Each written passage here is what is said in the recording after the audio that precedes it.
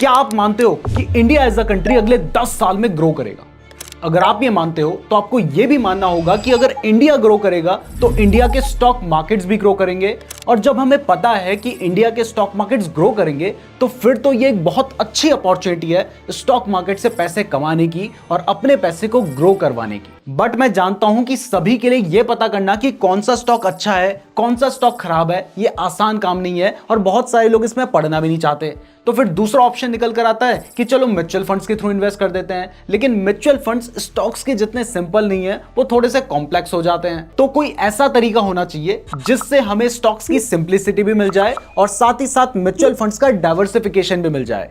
तो ये तरीका ऑलरेडी है जिसको कहा जाता है ETF यानी एक्सचेंज ट्रेडेड फंड्स। यानी ये जो फंड्स हैं ये एक्सचेंज में ट्रेड होते हैं, तो इन्हें आप स्टॉक्स की तरह ही सिंपली खरीद और बेच सकते हैं। तो इसके बारे में कुछ भी बताने से पहले चलिए इससे डायरेक्टली लाइव देखते हैं। तो मैंने आपको बताया है कि ETF हैं तो म्यूचुअल फंड्स ही, लेकिन ट्रेड होते हैं स्टॉक्स की तरह। तो अगर कोई चीज स्टॉक्स की तरह ट्रेड हो रही है तो उसको हम अपने डीमैट अकाउंट से बाय कर सकते हैं। तो चलिए ये प्रैक्टिकली देखते हैं। तो यहां पे मैंने अपना डीमैट अकाउंट खोल लिया है। तो मैं आपको एक ETF का नाम बताता हूं, आगे मैं आपको और भी बहुत सारे ETF के नाम बताऊंगा। ये कोई भी सजेशन नहीं है, सिर्फ सिंपली मैं समझाने के लिए एग्जाम्पल के रूप में इन्हें यूज कर रहा हूं। तो एक ETF है निफ्टी बीज।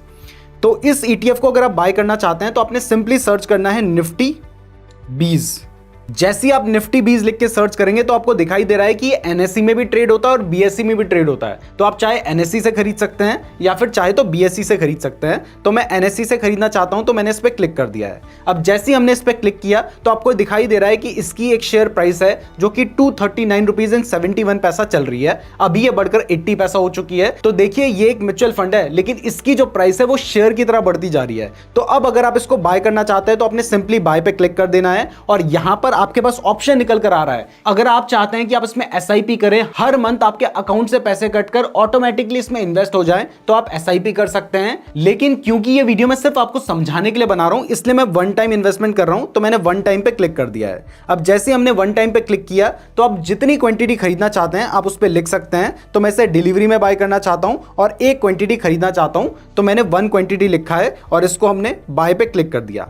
तो जैसे ही मैंने बाय पे क्लिक किया है तो आप देख सकते हैं कि ये जो ETF है ये मेरी पोजीशन में आ चुका है। अब इसकी प्राइस अगर बढ़ेगी तो मुझे प्रॉफिट होगा, घटेगी तो मुझे लॉस होगा। तो आपने देखा कि इसको सिंपली मैंने स्टॉक्स की तरह बाय कर लिया। लेकिन ये ETF है यानी एक्सचेंज ट्रेडेड फंड, तो इसमें जो फंड वाली क्वालिटी है वो आपको बताता हूं।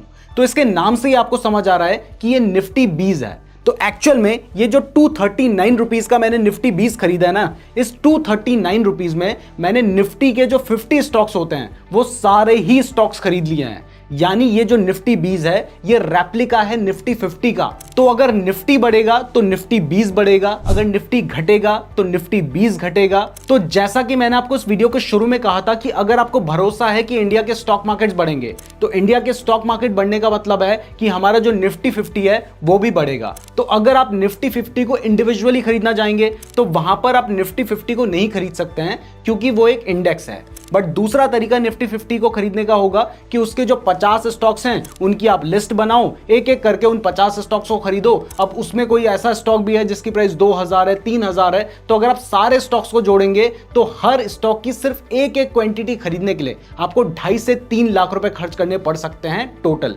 लेकिन निफ्टी 20 के थ्रू आप उन सभी निफ्टी के स्टॉक्स की एक छोटी छोटी क्वांटिटी खरीद रहे हैं, जिसकी जो ओवरऑल प्राइस निकल कर आई है वो अभी 239 रुपीज चल रही है। तो अगर आप इसमें इन्वेस्टमेंट करते हैं तो आपकी जो इन्वेस्टमेंट है वो बहुत हद तक सेफ है। देखिए स्टॉक मार्केट में 100% सेफ तो कुछ भी नहीं होता, लेकिन यहां पर आपकी जो सेफ्टी होगी वो ऑलमोस्ट मैक्सिमम होगी। तो आपको समझ आ गया कि निफ्टी 20 कैसे खरीदा जाता है। चलिए मैं आपको इसको सेल करके भी दिखाता हूं और वो भी देखेंगे आप कि इंस्टेंटली सेल हो जाएगा। तो सेल करने के लिए हमने एग्जिट पे क्लिक कर देना है। एक क्वांटिटी है उसको मैं मार्केट प्राइस पे ही सेल कर रहा हूं। तो ये देखिए मेरी जो पोजीशन है वो क्लोज हो गई है, यानी इसको मैंने स्टॉक की तरह ही खरीदा और स्टॉक की तरह ही बेच दिया। अब ये तो मैंने ETF का आपको सिर्फ एक एग्जांपल दिया था, ETF बहुत सारे तरीके के होते हैं। कुछ ऐसे भी ETF है जिनसे आप अपने डीमैट अकाउंट के थ्रू यूएस के स्टॉक्स में इन्वेस्ट कर सकते हैं। कुछ ऐसे ETF हैं जिनके थ्रू आप गोल्ड में इन्वेस्ट कर सकते हैं। कुछ ऐसे भी ETF हैं जिनके थ्रू आप लिक्विड फंड्स में इन्वेस्ट कर सकते हैं। तो इन सभी ETF के बारे में आगे आपको थोड़ा थोड़ा प्रैक्टिकली समझाऊंगा। फिलहाल ये समझ लेते हैं कि ये ETF एक्चुअली काम कैसे कर रहे हैं, इसको थोड़ा डिटेल में समझते हैं। तो देखो, ये जो ETF होता है ना, ये बेसिकली कलेक्शन ऑफ सिक्योरिटीज या फिर कलेक्शन ऑफ स्टॉक्स ही हैं। जैसे म्यूचुअल फंड होता है, उसमें बहुत सारे स्टॉक्स होते हैं, वैसे ही ETF भी कलेक्शन ऑफ स्टॉक्स है। लेकिन ये जो ETF हैं, ये स्टॉक्स की तरह ही मार्केट आवर में ट्रेड होते हैं। आप इन्हें स्टॉक्स की तरह बाय एंड सेल कर सकते हैं। जैसे हमने देखा, अभी के अभी हमने बाय किया और अभी के अभी हमने सेल कर दिया। तो ये जो ETF है ना, ये ज्यादा लिक्विड भी होते हैं, क्योंकि यहां पर बायर्स भी होते हैं, सेलर्स भी होते हैं। तो आप इन्हें बहुत आसानी से खरीद सकते हैं और बेच सकते हैं। लेकिन ध्यान रखिए कि हैं ये म्यूचुअल फंड ही। तो एक तरह से इसमें आपको म्यूचुअल फंड का बेनिफिट भी मिल रहा है और साथ ही साथ स्टॉक्स की सिंप्लिसिटी भी मिल रही है। तो अब अगर ETF और म्यूचुअल फंड के बीच में डिफरेंस देखें तो इससे हमें समझ आता है कि ETF जो है वो स्टॉक एक्सचेंज में ट्रेड होते हैं, जबकि जो म्यूचुअल फंड्स हैं वो स्टॉक एक्सचेंज में ट्रेड नहीं होते हैं। और ETF में जो शेयर की प्राइस होती है वो आपको ट्रेड होते हुए दिखाई दे रहा है कि क्या प्राइस चल रही है। जबकि जो म्यूचुअल फंड्स होते हैं उनमें जनरली जो प्राइस होती है वो मार्केट क्लोज होने के बाद अपडेट की जाती है। दूसरा इनके बीच में डिफरेंस है कि ETF में आप एक शेयर बाय कर सकते हैं, जैसे हमने आपको निफ्टी 20 का बाय करके दिखाया था। लेकिन म्यूचुअल फंड्स में आपकी कुछ ना कुछ मिनिमम इन्वेस्टमेंट होती है। किसी में 100 रुपए की होती है, किसी में 500 रुपए की होती है और किसी में 1000 रुपए की भी मिनिमम इन्वेस्टमेंट होती है। तो उतने पैसे आपको इन्वेस्ट करने ही होंगे। तीसरा, ETF में जनरली, क्योंकि ये जो है ये पैसिव फंड्स हैं, तो यहां पर जो फंड मैनेजर है वो बहुत एक्टिवली इनको मैनेज नहीं करता है। तो इनमें आपको बहुत कम एक्सपेंस रेशियो देखने को मिलता है, जो कि 0.30 के आसपास रहता है। जबकि म्यूचुअल फंड्स में आपको कई बार बहुत ज्यादा एक्सपेंस रेशियो देखने को मिल जाता है, जो कि अप टू 2 और 2.5% तक भी हो सकता है। और इसके बाद अगर ETF की बात करें तो ETF, क्योंकि हम किसी भी टाइम बाय कर सकते हैं, किसी भी टाइम सेल कर सकते हैं, तो यहां पर कोई भी लॉक इन पीरियड नहीं होता है। अब म्यूचुअल फंड में कुछ में लॉक इन पीरियड हो सकता है, कुछ में नहीं होता। और जिनमें अगर मान लो लॉक इन पीरियड है भी, तो भी वहां पर आप उनको अगर ब्रेक करते हैं तो उसमें आपको कुछ एग्जिट लोड देना होता है, तो उसमें आपका लॉस हो सकता है अगर आप लॉक इन पीरियड वाले किसी म्यूचुअल फंड में इन्वेस्ट करते हैं। तो ये कुछ सिंपल डिफरेंस हैं ETF और म्यूचुअल फंड के बीच में। तो चलिए अब अलग अलग टाइप के ETFs को प्रैक्टिकली देखते हैं। लेकिन उससे पहले, अगर आप किसी भी ETF में इन्वेस्ट करना चाहते हैं या स्टॉक मार्केट में इन्वेस्ट करना चाहते हैं, ट्रेड करना चाहते हैं, तो इसके लिए आपको एक डीमैट अकाउंट चाहिए होता है। तो कुछ अच्छे डीमैट अकाउंट के लिंक मैंने आपको डिस्क्रिप्शन पे दे रखे हैं, जहां पर आप फ्री में डीमैट अकाउंट खुलवा सकते हैं। तो डिस्क्रिप्शन जरूर चेक कर लीजिएगा। तो सबसे पहला होता है इंडेक्स ETF। इंडेक्स के नाम से ही आपको समझ आ रहा है कि ये वो ETF होता है जो कि इंडेक्स को रेप्लिकेट करता है। जैसे निफ्टी 20 मैंने आपको बताया था, वो एक इंडेक्स ETF ही है। ऐसे ही अगर हम सेंसेक्स की बात करें, जो कि एक इंडेक्स है, तो उसका भी एक ETF है। तो उस ETF को अगर आप देखना चाहते हैं तो आपने सिंपली सर्च कर लेना है सेंसेक्स ETF। अब जैसे आप सेंसेक्स ETF लिख के सर्च करेंगे तो यहां पर आपको दिखाई दे रहा है सेंसेक्स 20 नाम का एक ETF है, जो कि निफ्टी 20 जैसा ही है। इसके अलावा ICICI का प्रूडेंशियल सेंसेक्स ETF भी है। तो अगर मान लीजिए आप इसको बाय करना चाहते हैं तो आपने इस पर क्लिक कर देना है, या फिर इसको बाय करना चाहते हैं तो आपने इस पर क्लिक कर देना है। और उसके बाद इस तरीके से आप चाहें तो उसमें SIP भी कर सकते हैं या फिर वन टाइम इन्वेस्टमेंट भी कर सकते हैं। तो निफ्टी 20 हो गया, सेंसेक्स 20 हो गया, ये सभी इंडेक्स ETF में आते हैं। अब इसके बाद जो दूसरे टाइप के ETF होते हैं वो होते हैं बॉन्ड ETF, या फिर इन्हें फिक्स्ड इनकम ETF भी कहा जाता है। इनके भी नाम से ही आपको समझ आ गया होगा कि इसमें जिस ETF में आप इन्वेस्ट कर रहे हैं वो ETF बॉन्ड में इन्वेस्ट करता है। तो इसमें जो डेट इन्वेस्टमेंट है आप उसके बेनिफिट को उठा सकते हैं। साथ ही ये जो ETF होते हैं ये डिविडेंड की फॉर्म में कई बार मंथली और कई बार एनुअली इंटरेस्ट देते हैं। तो इससे आप एक फिक्स्ड इनकम भी जनरेट कर सकते हैं। इसका एक एग्जांपल आपको दूं तो एक ETF है भारत बॉन्ड ETF, जिसको अगर आप सर्च करना चाहते हैं तो आपको सर्च करना होगा EBBET। जैसे ही आप सर्च करेंगे तो आपको ये वाला जो ETF है वो यहां पर नजर आ गया है। तो यहां पर आपको बहुत सारे बॉन्ड ETF देखने को मिल रहे हैं। इनके लास्ट में आपको जो नंबर देखने को मिल रहा है जैसे 30, तो ये ईयर है। तो ये वाला जो बॉन्ड है ये 2030 में एक्सपायर होगा, इसलिए इसके आगे 30 है। इसके नीचे आपको एक 425 वाला बॉन्ड देखने को मिल रहा है, तो ये वो बॉन्ड है जो कि 2025 में एक्सपायर होगा, इसलिए आपको 25 देखने को मिल रहा है। और यहां पर इनकी प्राइस में भी डिफरेंस रहता है। अब इसके बाद जो तीसरे टाइप की ETF हैं वो है कमोडिटी ETF, और इसमें बहुत ज्यादा पॉपुलर है गोल्ड ETF। इसके अलावा सिल्वर ETF भी होते हैं। तो वो ETF जो कि अपना पैसा किसी कमोडिटी में इन्वेस्ट करते हैं, चाहे वो ऑयल हो, चाहे वो गोल्ड हो, चाहे वो सिल्वर हो, या फिर कई बार कोई अदर कमोडिटी भी हो सकती है, तो उनको कमोडिटी ईटीएफ बोलते हैं। कमोडिटी ईटीएफ को हेज फंड की तरह यूज किया जा सकता है, ताकि अगर कभी स्टॉक मार्केट गिर रहा हो तो आपको पता है कि स्टॉक मार्केट और गोल्ड का इनवर्स रिलेशन होता है। तो स्टॉक मार्केट गिर रहा होगा तो उस टाइम पर गोल्ड की प्राइस बढ़ेगी,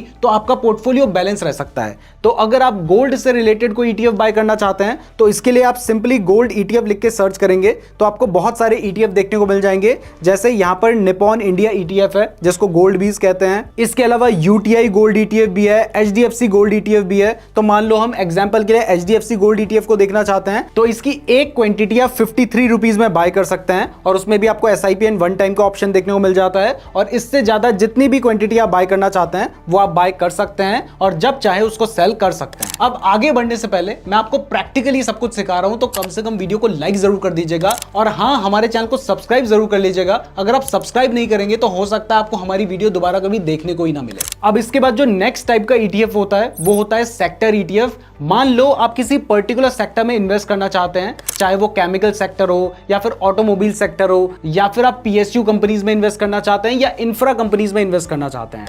तो एक तो तरीका होगा कि आप अलग अलग उनके स्टॉक्स को ढूंढो, उन सभी स्टॉक्स में इन्वेस्ट करो, उसमें आपको बहुत ज्यादा इन्वेस्ट भी करना पड़ेगा। जबकि एक दूसरा तरीका हो सकता है कि आप उससे रिलेटेड किसी ईटीएफ में इन्वेस्ट कर लो। तो ये एक आसान तरीका होगा ईटीएफ में इन्वेस्ट करने का। अब इसका एक एग्जांपल आपको दूं, तो अगर आप पीएसयू ईटीएफ में इन्वेस्ट करना चाहते हैं तो आप पीएसयू ईटीएफ लिखकर सर्च कीजिए। यहां पर आपको दिखाई दे रहा है निपॉन इंडिया का एक ईटीएफ है जो कि पीएसयू बैंक्स के ऊपर है। इसके अलावा अगर मान लीजिए आप कोई इंफ्रास्ट्रक्चर से रिलेटेड कंपनी में इन्वेस्ट करना चाहते हैं तो आप इंफ्रा ईटीएफ लिख के सर्च कीजिए।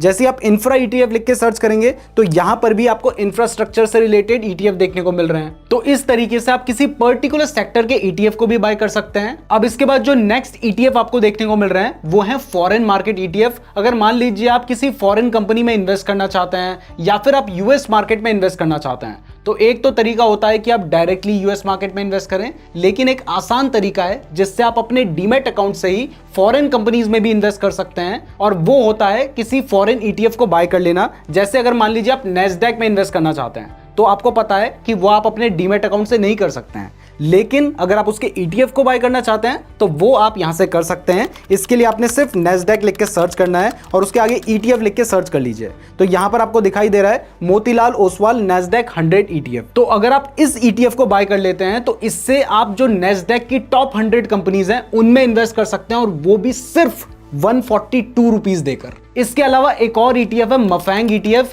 इसमें आपको यूएस की काफी सारी पॉपुलर कंपनीज देखने को मिलती हैं। जैसे अगर इसकी होल्डिंग्स की बात करें तो इसने एनवीडिया में इन्वेस्ट कर रखा है, नेटफ्लिक्स में इन्वेस्ट कर रखा है, फेसबुक में, माइक्रोसॉफ्ट में, अल्फाबेट में, अमेजॉन में, एप्पल में और टेस्ला जैसी कंपनीज में इन्वेस्ट कर रखा है। तो अगर आप सिर्फ इस एक ईटीएफ को बाय कर लेते हैं तो इसका मतलब है कि आपको जो कंपनीज अभी मैंने बताई हैं उन सभी कंपनीज में आपका पैसा इन्वेस्ट किया जाएगा, और इसको आप सिर्फ 79 रुपीज में बाय कर सकते हैं। इसके अलावा एक और ईटीएफ है जिसको कहते हैं इनवर्स ईटीएफ। इसके नाम से ही आपको समझ आ रहा है कि अगर मार्केट बढ़ता है तो इस ईटीएफ की प्राइस घटती है, और अगर मार्केट घटता है या कभी आपको लग रहा है कि मार्केट क्रैश होने वाला है, तब आप इस ईटीएफ को बाय करेंगे तो इसकी प्राइस बढ़ेगी। तो आप मार्केट के गिरने से भी इस ईटीएफ में इन्वेस्ट करके प्रॉफिट कमा सकते हैं। लेकिन दुख की बात यह है कि ये ईटीएफ इंडिया में अवेलेबल नहीं है, तो आप इसको बाय नहीं कर पाएंगे। तो इतने सारे टाइप के ईटीएफ हैं जिनको बाय करके आप अपने पोर्टफोलियो को डाइवर्सिफाई कर सकते हैं। तो अगर आप डायरेक्टली स्टॉक्स में इन्वेस्ट करने से डरते हैं, या आपको पर्टिकुलर स्टॉक को चूज करने का झंझट नहीं चाहिए, तो आप ईटीएफ में भी इन्वेस्टमेंट कर सकते हैं। अभी तक मैंने आपको जितने भी ईटीएफ बताए हैं, इनमें से सबसे बेस्ट ईटीएफ आपको कौन सा लगा ये कमेंट जरूर कीजिएगा। मैं उम्मीद करता हूं आपको वीडियो पसंद आई होगी। वीडियो पसंद आई है तो लाइक जरूर कीजिएगा। इस तरीके की और वीडियोस देखने के लिए चैनल को जरूर सब्सक्राइब कर दीजिएगा। और अगर आप डीमैट अकाउंट खुलवाना चाहते हैं तो लिंक डिस्क्रिप्शन पे दिया गया है। साथ ही अगर आप स्टॉक मार्केट के बारे में बिल्कुल डिटेल में शुरुआत से सीखना चाहते हैं तो यहां पर आपको एक वीडियो देखने को मिल रही है, आप इस वीडियो को देख सकते हैं, बिल्कुल भी मिस मत कीजिएगा। धन्यवाद।